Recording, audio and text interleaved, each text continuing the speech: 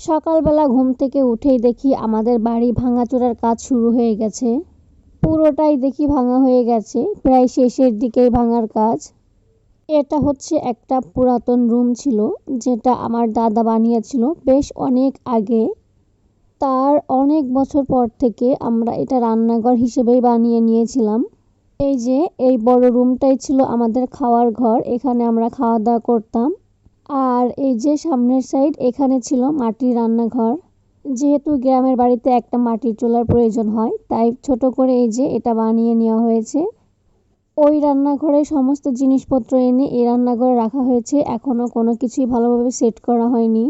আর এটা দেখেন, এটা হচ্ছে আমাদের পুরো বাড়ির বর্তমান অবস্থা। পুরো বাড়ি এলোমেলো অবস্থায় পড়ে আছে। যতই গ্যাসের চুলা থাক না কেন, গ্রামের বাড়িতে একটা মাটির চুলার প্রয়োজন হয়। মাটির চুলায় রান্না করার জন্য একটা রান্নাঘর করা হয়েছে, আর এটা হচ্ছে গ্যাসের চুলা, গ্যাসের রান্না করার জন্য এটা করা হয়েছে।